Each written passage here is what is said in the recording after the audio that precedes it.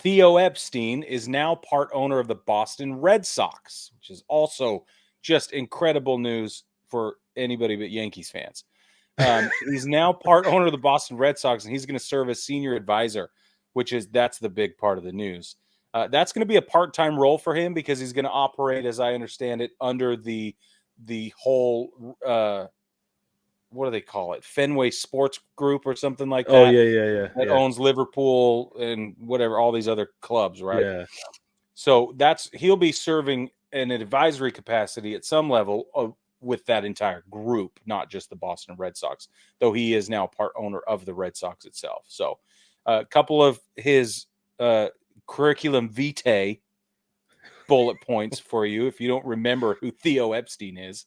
He was the general manager of the Boston Red Sox from 2001 to 2011, during which time they broke the curse of the Bambino in 2004 and have been stellar since for the most part.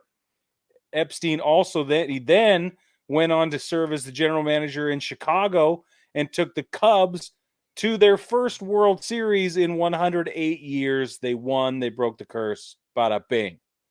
So if you're going to have a baseball mind around, let's have Theo Epstein on your team. You know what I'm saying? I think this is why, obviously, they brought him in because he was willing to pay money into the ownership pot, right?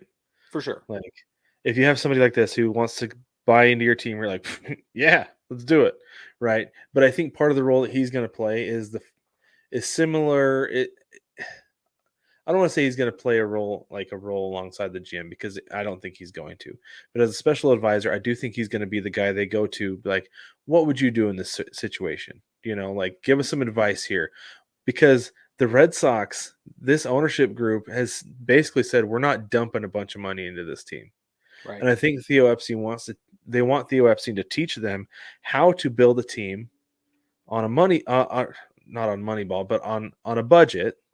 Yeah. But also where do you spend the money when you spend it? Right. They want to be frugal and smart with the money that they do spend, because that's what he did. Oh yeah.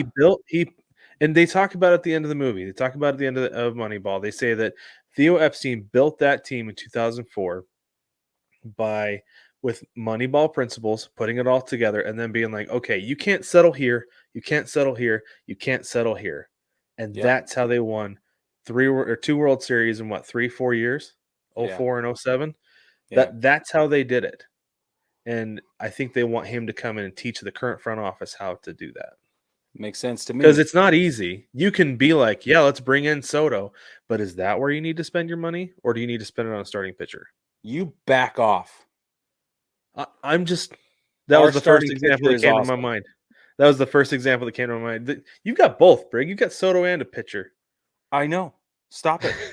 And you can continue to pay other guys like Aaron Judge and Giancarlo Stanton. Yeah, I know. Yeah, so it's not an issue in New York. Else.